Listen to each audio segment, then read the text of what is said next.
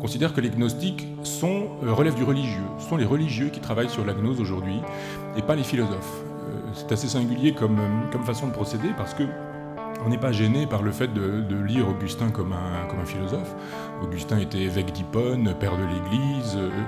On n'est pas gêné par le fait que Malebranche, par exemple, qui était oratorien, ou Kierkegaard, qui était pasteur, puissent eux aussi figurer dans la liste des auteurs officiels. Ce sont des religieux, ce sont des chrétiens, ce sont des gens qui ont construit le christianisme d'une certaine manière, et on en fait tout de même des philosophes. Pourquoi n'a-t-on pas fait des gnostiques des philosophes ? À l'évidence, on peut se poser la question, on peut résoudre d'ailleurs aussi en disant qu'on ne peut pas aborder ce continent sans, de la même manière, considérer qu'on doit lire historiquement cette période-là, donc lire historiquement le christianisme, c'est-à-dire déconstruire le christianisme. Travaillez sur les gnostiques et vous déconstruisez le christianisme et la fabrication du christianisme.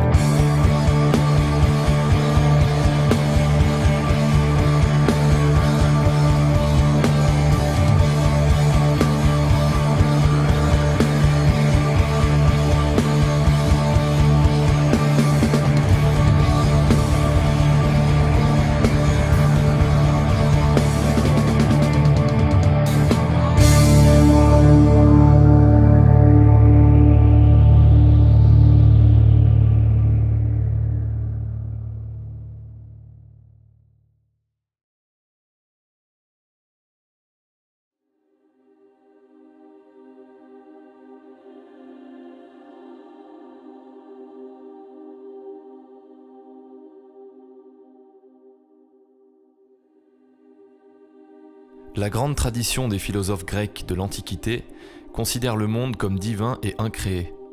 Leur métaphysique est un monisme matérialiste qui identifie l'univers physique pris dans son ensemble avec l'unité divine.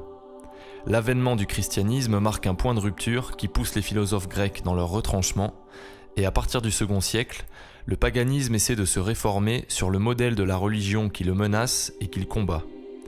Les polémistes païens ont essayé aussi de parer littérairement certaines figures du paganisme, Pythagore, Socrate, Apollonius de Tyane, Apulée, d'un rayonnement assez vif pour qu'en fût obscurci l'auréole du Galiléen.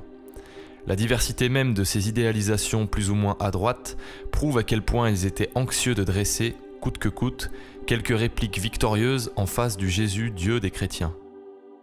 Mais c'est chez les disciples de l'école platonicienne que la gnose va se cristalliser sous une forme philosophique. Une bascule métaphysique s'opère progressivement chez les médio-platoniciens, et c'est leurs héritiers, les néo-platoniciens, qui passeront plus clairement du monisme à la gnose.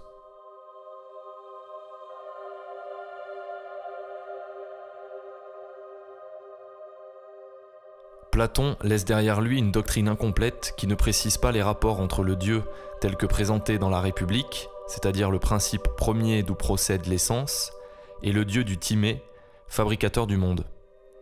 Le problème restait donc ouvert et ses héritiers tenteront d'en donner plusieurs interprétations. Il va de soi pour la majorité des médio-platoniciens que Dieu est en même temps roi et créateur. Albinus semble par exemple associer au principe supérieur le rôle du démiurge. De même, Atticus identifie le démiurge à l'idée du bien. Par ailleurs, depuis Philon, les puissances intermédiaires occupent une grande place dans la spéculation.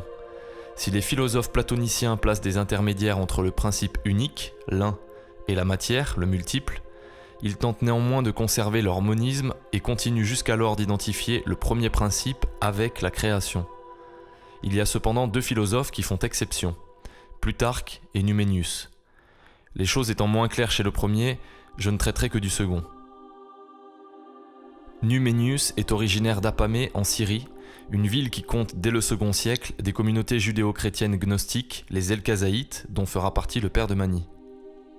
C'est dans cette même ville que Jamblique tiendra plus tard son école, dont l'action devait être décisive sur la transformation en gnose et en théurgie orientale de la philosophie néo-platonicienne.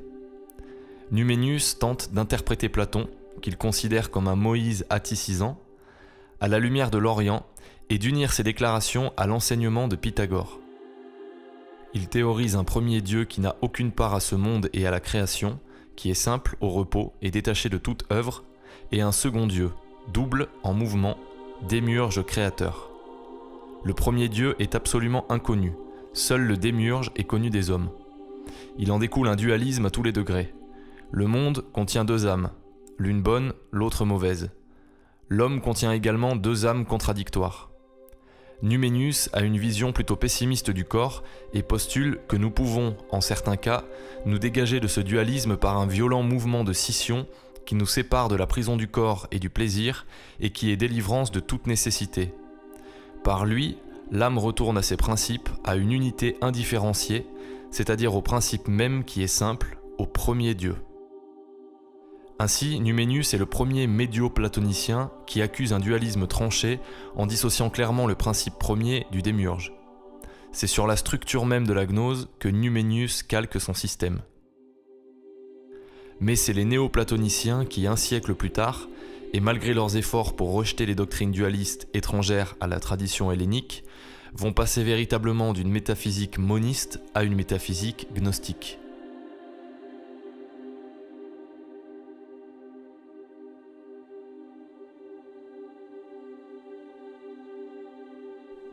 Suivant les traces des médio-platoniciens et soucieux de défendre la tradition grecque, leurs héritiers vont prétendre retrouver dans l'enseignement de Platon les mythes d'Orphée et de Pythagore, assurant par une étude comparée des traditions orphiques et pythagoriciennes qu'il existe une filiation jusqu'à Platon.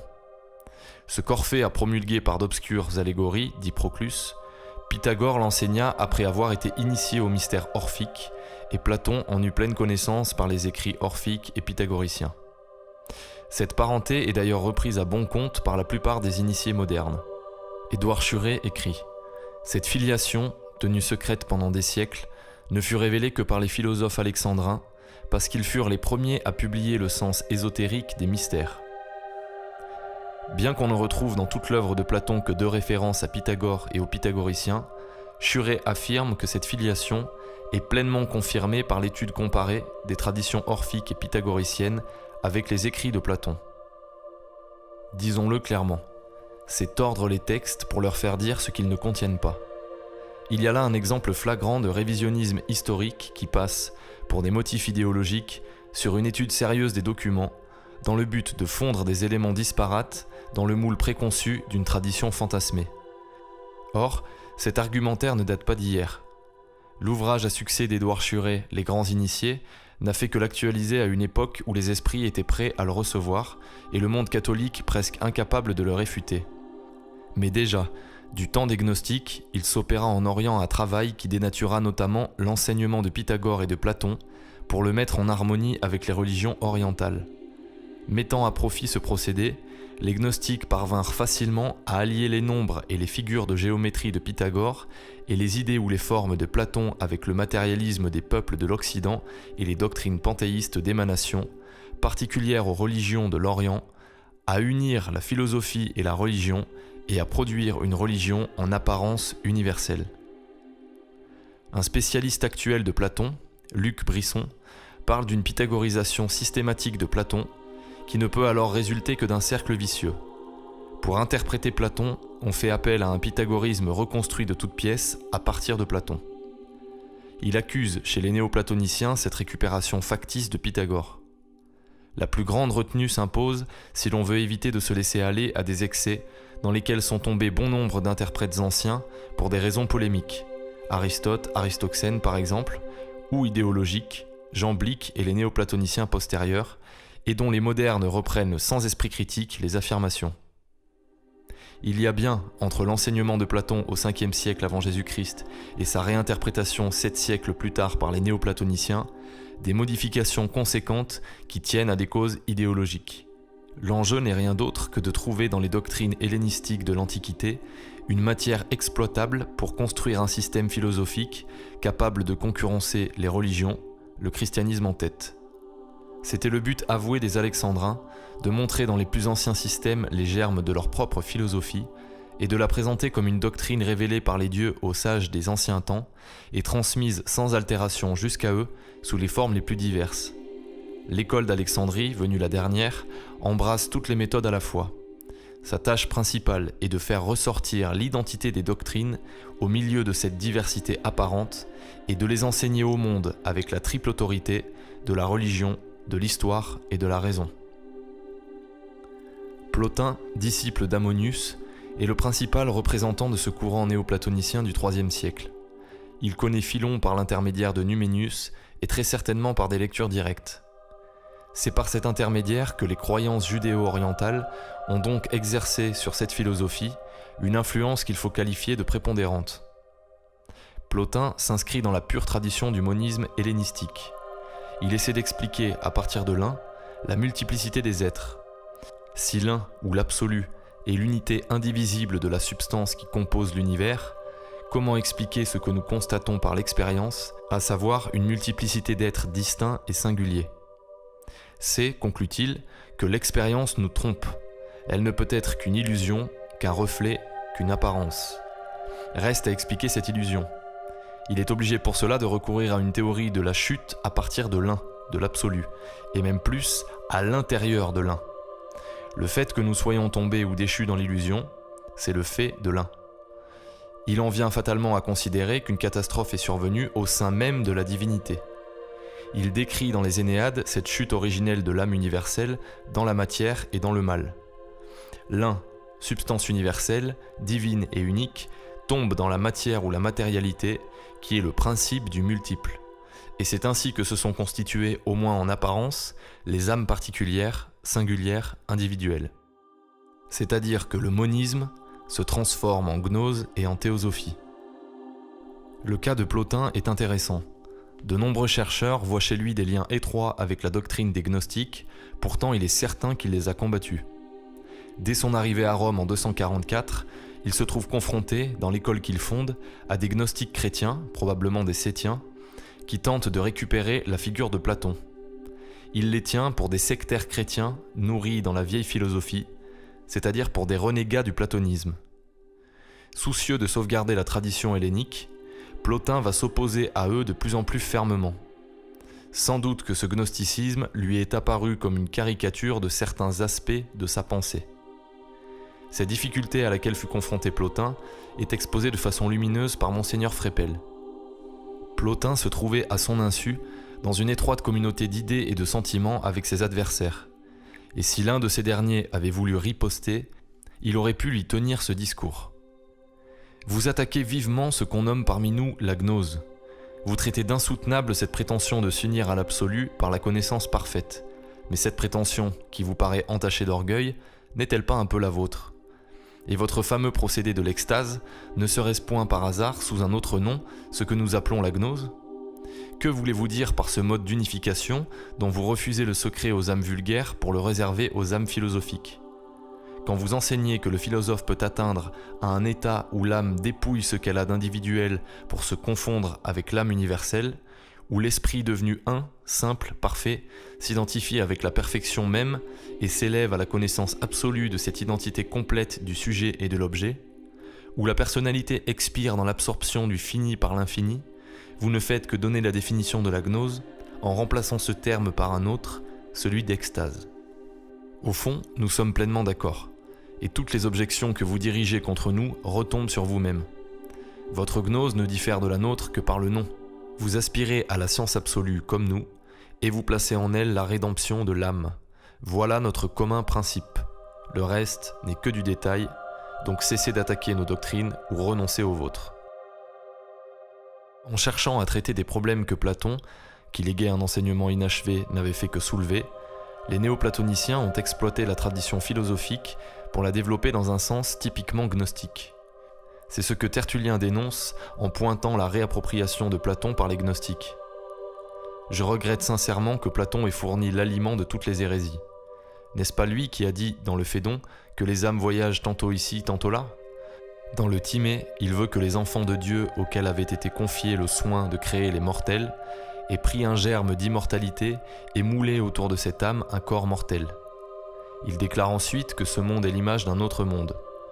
Pour accréditer l'opinion que l'âme avait autrefois vécu avec Dieu au ciel, dans le commerce des idées, qu'elle est partie de là pour descendre sur la terre, et qu'elle ne fait que s'y rappeler les exemplaires qu'elle a connus anciennement, il inventa ce principe nouveau: apprendre, c'est se souvenir. Pourtant, les philosophes grecs de l'Antiquité étaient attachés à la conception d'un univers gouverné selon le principe du bien. Il est donc parfaitement logique qu'on ne trouve aucune trace chez les néoplatoniciens de cet anticosmisme dont les gnostiques chrétiens étaient pétris. Lorsque son disciple Porphyre songe au suicide, Plotin l'en dissuade vivement. Aussi, lorsque les néoplatoniciens en vinrent à établir une distinction entre le démiurge et la divinité suprême, ce fut en y voyant une subordination plutôt qu'une aliénation, contrairement à certaines doctrines gnostiques. Voilà une clé qui permet de comprendre les similitudes frappantes entre les systèmes néoplatoniciens et ceux des gnostiques, alors même que les premiers cherchent à tout prix à se démarquer des seconds. Héritiers du monisme matérialiste des anciens philosophes, les néoplatoniciens vont développer leur enseignement pour en faire une gnose hellénique qui puisse s'opposer aussi bien au christianisme qu'à ses formes hérétiques qui tentent de réintégrer la figure de Platon. À la suite de Plotin, son disciple Proclus intègre la théurgie comme pratique d'autodivinisation de l'homme avec l'aide des puissances du monde intermédiaire. Et à partir de Jamblique, l'hermétisme trouve une place définitive dans la pensée néoplatonicienne. On peut conclure avec Couliano qu'à partir de là, et à l'exception de l'anticosmisme, tous les traits distinctifs du gnosticisme se retrouvent aussi dans le néoplatonisme.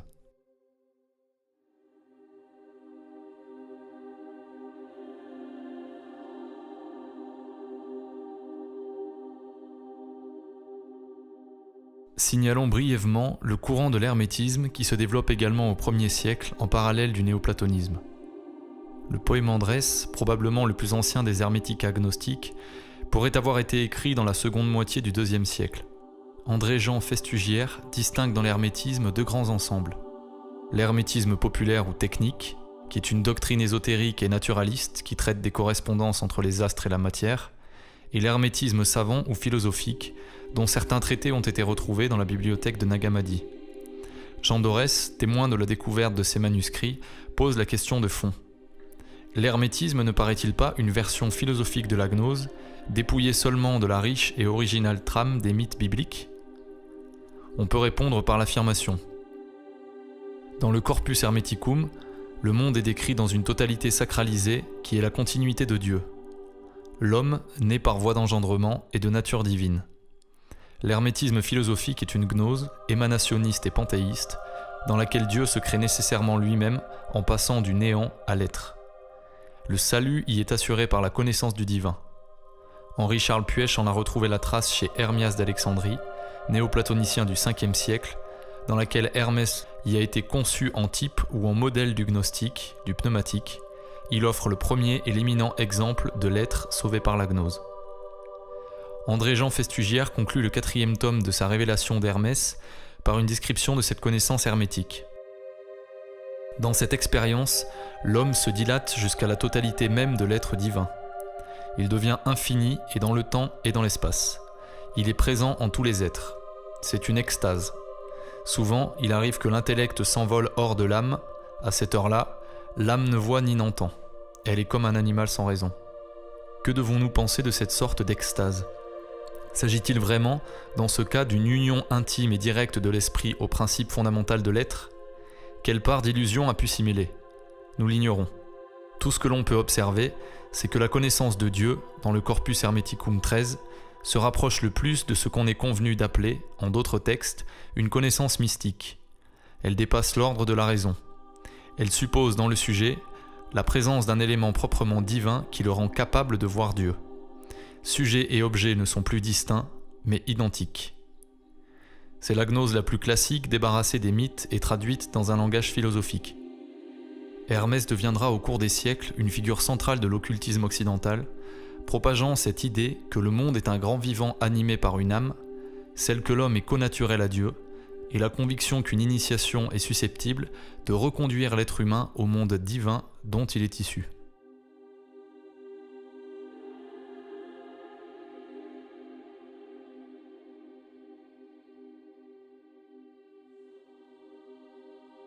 Après son apparition dans les milieux judéo-chrétiens, la gnose connaît à partir du second siècle un développement considérable.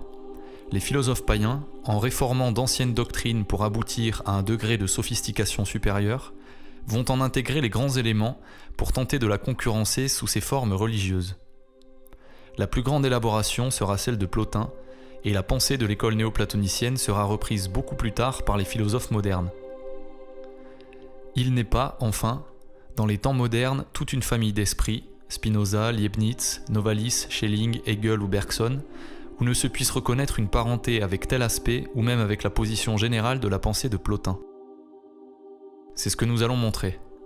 Mais précisons pour finir qu'au moment de sa diffusion, cette autorité de Platon s'exerce aussi chez les nouveaux convertis au christianisme.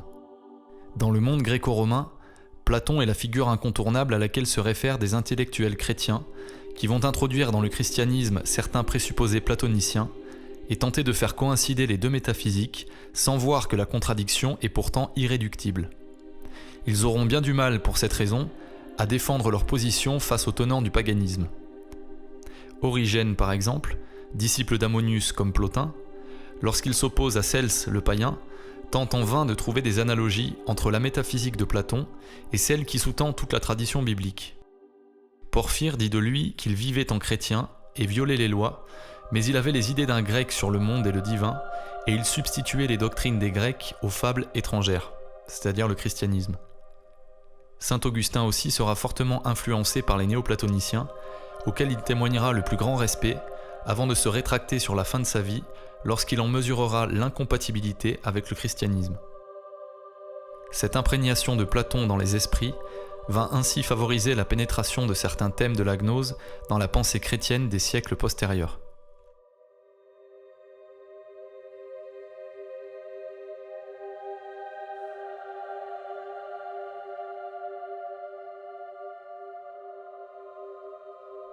C'est à la Renaissance que s'opère un retour en force des grands mythes de la théosophie, définis comme une tentative d'expliquer les mystères de la vie cachée de Dieu dans sa relation avec le monde et l'homme.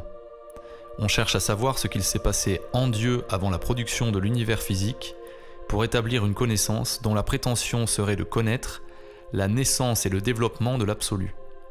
Cette connaissance, invérifiable dans quelque domaine que ce soit, ne peut se transmettre que par voie initiatique.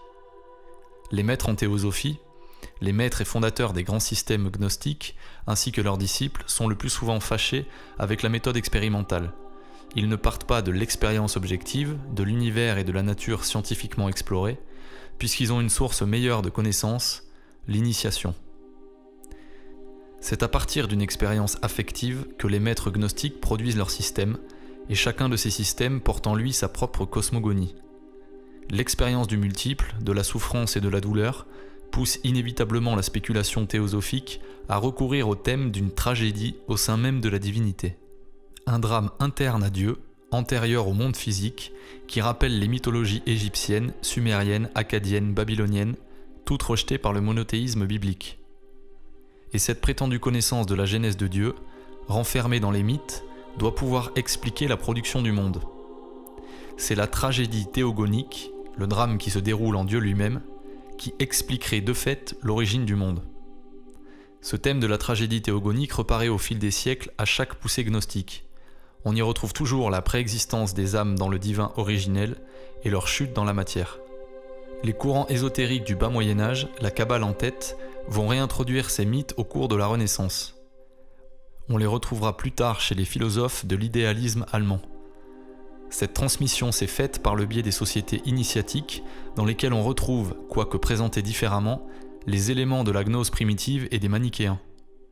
C'est ce thème de la théogonie gnostique véhiculé par la Kabbale médiévale, que Gershom Scholem définit comme un drame cosmique centré autour d'une crise inévitable au sein du travail interne de la divinité elle-même, qui sera repris et traité au XVIIe siècle par les théosophes allemands. Pour Jacob Böhm, Dieu est un éternel néant auquel il donne le nom d'absolu, qui s'engendre lui-même et produit le monde en le tirant de sa substance propre. Il engendre et forme la nature temporelle à partir de sa nature divine dans un processus théogonique. L'homme qui possède une autonomie absolue est amené à se sauver lui-même. Le Christ n'est pas cause efficiente de la rédemption et du salut, mais seulement une cause exemplaire. Les gnostiques, qui parlaient eux aussi de la seule imitation du Christ, n'enseignaient pas autre chose. L'homme se sauvait lui-même et ce faisant, il imitait le Christ. On retrouve aussi chez Böhm le mythe de l'androgyne. Gershom Scholem a bien relevé les affinités notables entre sa doctrine et celle de la Kabbale, notamment sur les origines du mal, et il précise que c'est la littérature moderne qui a obscurci ce sujet. Par la suite, sa pensée sera largement reprise dans le champ philosophique. Aborder Boehme, c'est retourner aux origines de la philosophie moderne qui procède de lui à travers le cheminement d'un long processus de pensée sécularisante.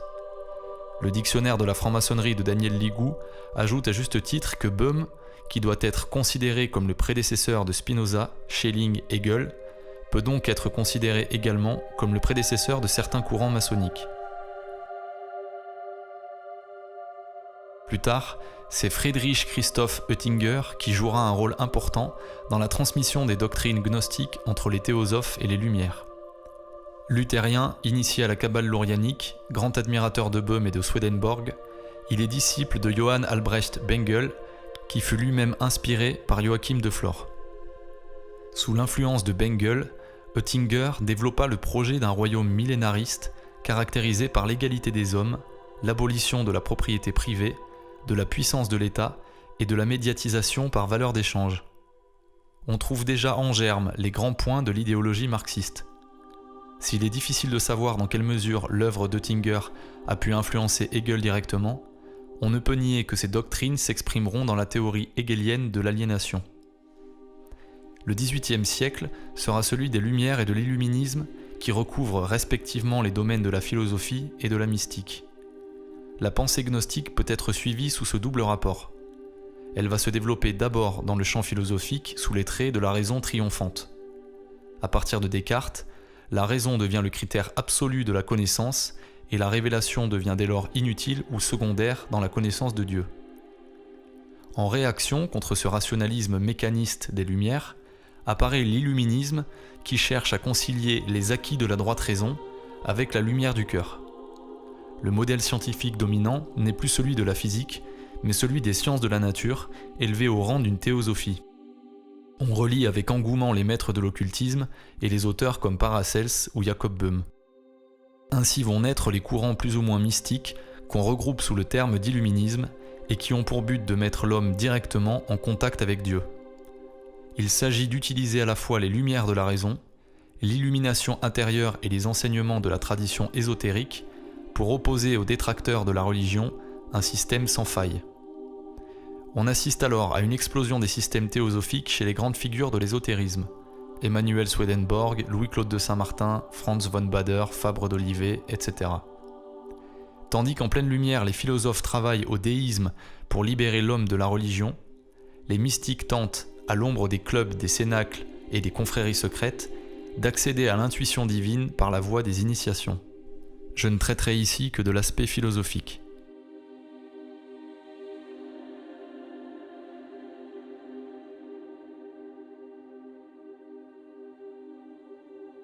Au XVIIe siècle, les philosophes s'opposent à la métaphysique hébraïque et fondent leur système sur la base d'une métaphysique moniste.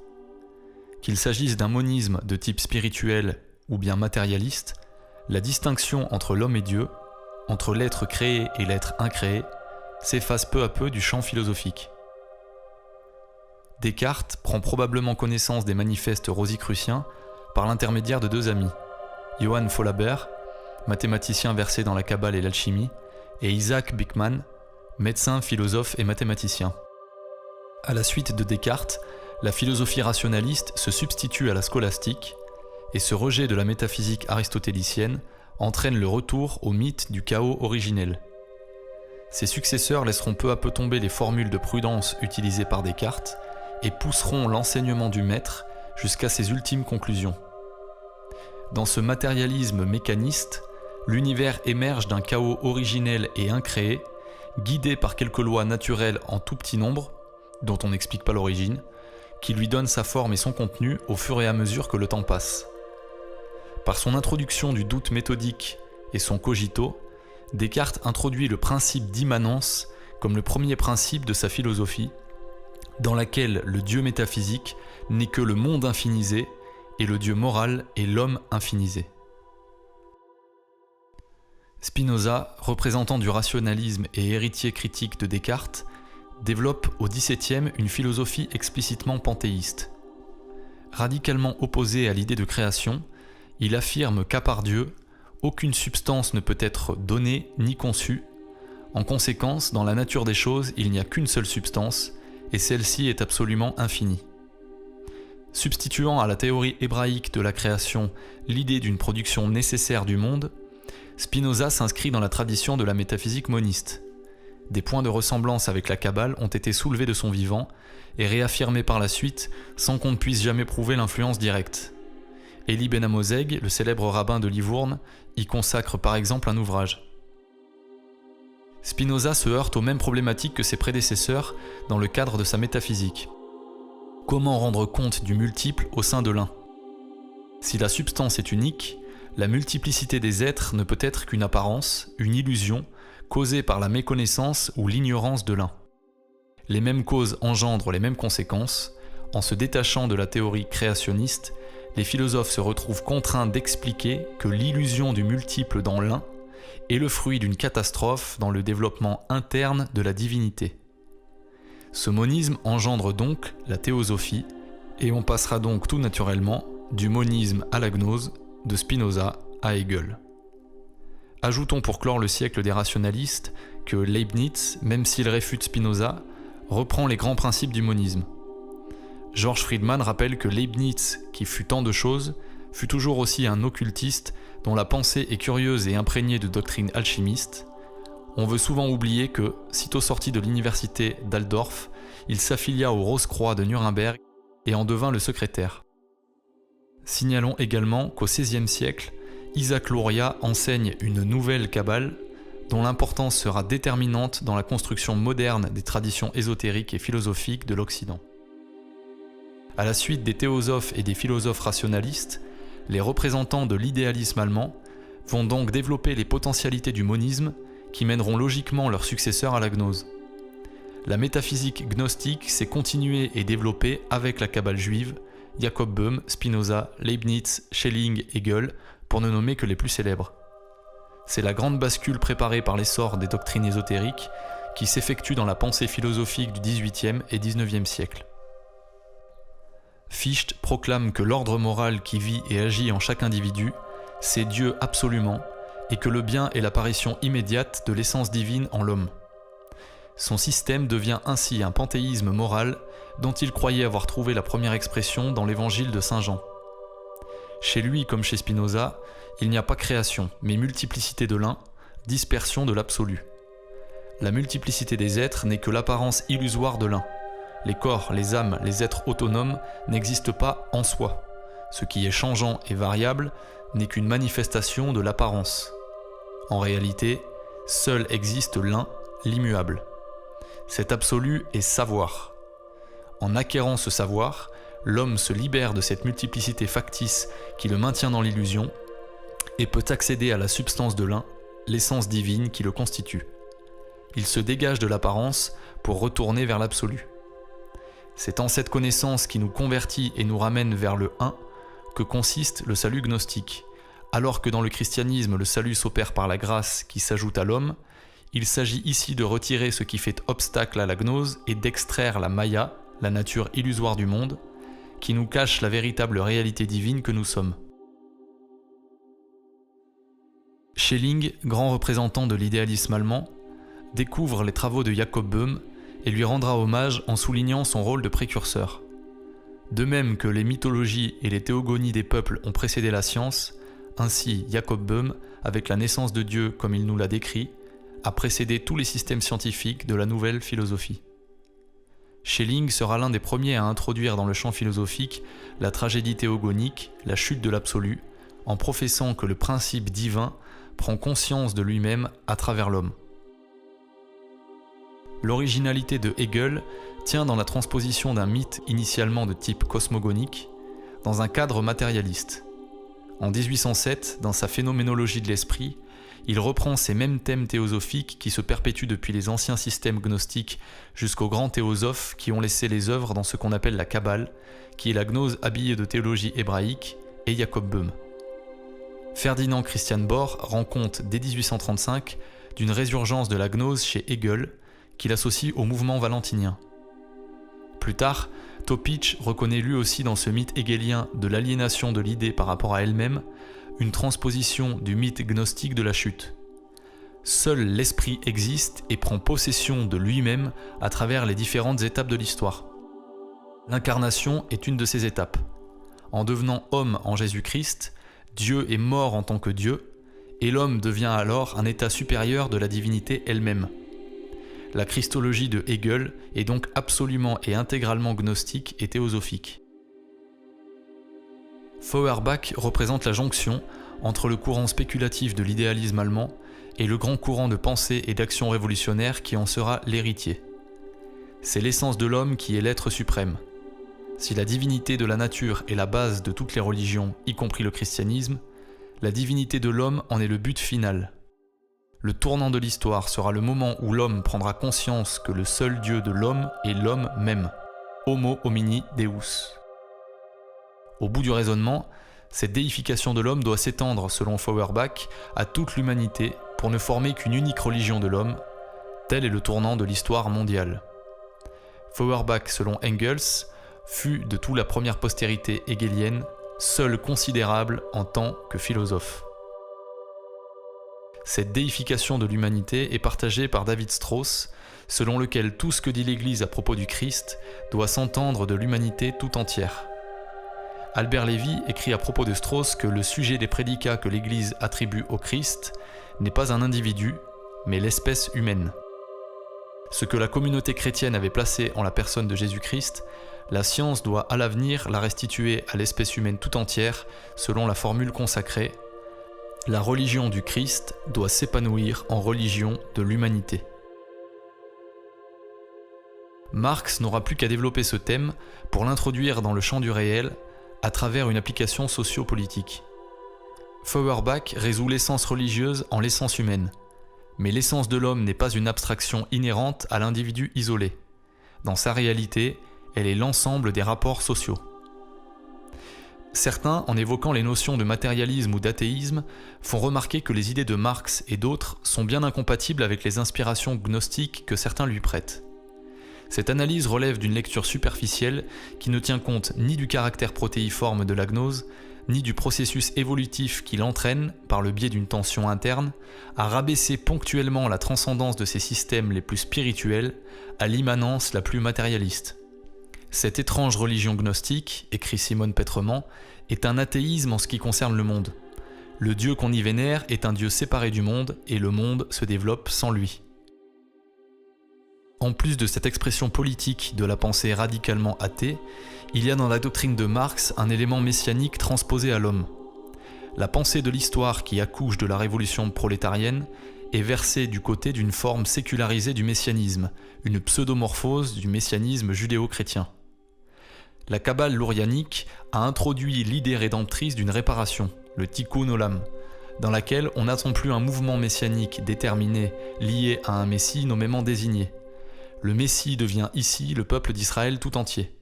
C'est le peuple d'Israël qui se prépare à réparer la détérioration primordiale. La doctrine marxiste est en fait une forme d'adaptation du tikkun d'Isaac Luria, la réparation par le peuple juif, mais transposée sur le prolétariat. La classe laborieuse devient l'agent de restauration du monde qui permettra d'introduire l'humanité dans l'ère messianique, nouvel âge d'or, par la prise du pouvoir et la dictature du prolétariat. La classe laborieuse devient le messie de l'histoire, le sauveur de l'humanité, qui parachève la création et rétablit l'ordre initial en ramenant toute l'humanité à son statut divin. Succédant à l'immanence de la Renaissance et contrairement aux anciens systèmes gnostiques, le marxisme s'inscrit dans un matérialisme historique qui rejette toute notion de transcendance. Ainsi, le révolutionnaire, écrit Alain Besançon, ne diffère du parfait gnostique qu'en ce qu'il est sans rite. Le mélange cosmique de la gnose classique renvoyait à une métaphysique génératrice d'actes religieux. La cosmologie matérialiste rend bien l'homme solidaire de l'univers, mais d'un univers immanent, mécanique, tel que le montre la science, hors duquel il n'est point d'évasion. Nietzsche se fait le porte-parole du XIXe siècle en annonçant que la transcendance qui soutient la foi dans la culture occidentale est désormais devenue inefficace. Dieu est mort et c'est à l'homme de porter le statut divin qui a cessé d'être une source d'énergie vitale. Et c'est nous qui l'avons tué. Comment nous consoler, nous les meurtriers des meurtriers ? Ce que le monde a possédé jusqu'à présent de plus sacré et de plus puissant a perdu son sang sous notre couteau. Qui nous lavera de ce sang ? Avec quelle eau pourrions-nous nous purifier ? Quelles expiations, quels jeux sacrés serons-nous forcés d'inventer ? La grandeur de cet acte n'est-elle pas trop grande pour nous ? Ne sommes-nous pas forcés de devenir nous-mêmes des dieux simplement, ne fût-ce que pour paraître dignes d'eux ? Par un processus de libération dans le néant, l'homme doit compenser par la raison ce qu'il a perdu dans la foi. Processus évidemment dépourvu de force réelle, puisque ne s'appuyant sur aucune justification métaphysique, à moins de considérer le nihilisme lui-même comme une puissance active et de devenir son instrument. Selon Nietzsche, construire en démolissant. Le nihilisme est donc essentiellement anti-métaphysique, en ce sens que la sphère des valeurs est totalement niée au profit de ce monde. Il n'est donc pas surprenant de retrouver le fond d'immanence qui caractérise les grands courants modernes qui succèdent à la sécularisation. Si le nihilisme, comme le marxisme, apparaît contraire au principe gnostique, qui est une affirmation extrême de la transcendance en dépit du monde sensible, il nous faut réaffirmer ce que nous disions plus haut. Après la Renaissance, certains systèmes gnostiques mutent au profit d'un retour à l'immanence sous la dynamique obligée du monisme. C'est-à-dire que le dénominateur commun reste le même. Si le nihilisme métaphysique gnostique est essentiellement le contraire du nihilisme moderne, ils ont toutefois un point commun. Ils démolissent la même transcendance. En effet, pour le nihilisme moderne, la transcendance est celle de la Bible. Pour les dualismes d'Occident, celle-ci est la fausse transcendance qu'il s'agit de démasquer et de détruire. Cette situation se traduit dans une activité anti-judéo-chrétienne et une production anti-biblique que le nihilisme métaphysique et son inverse, le nihilisme anti-métaphysique, ont en commun.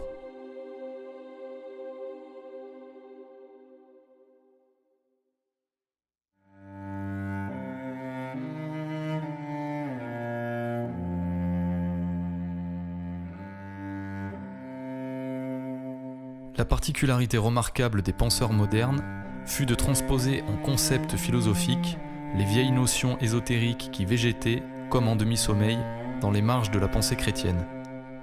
Mais cette opération ne put aboutir qu'à la condition de détruire tout principe transcendant qui eût nécessairement maintenu le fond de la métaphysique chrétienne pour ne conserver du Christ que la figure d'un philosophe portant à toute l'humanité la révélation dernière de l'immanence, la nature divine de l'homme. Dès lors, l'incarnation, débarrassée du Christ, vrai homme et vrai Dieu, ce mythe mal interprété et construit de toutes pièces par l'imagination des hommes, doit apparaître sous son vrai jour, c'est-à-dire comme le développement de l'absolu dans la conscience humaine. C'est à travers l'homme que Dieu prend conscience de lui-même. Toute la pensée de l'idéalisme allemand est axée autour de ce problème de l'aliénation du principe unique.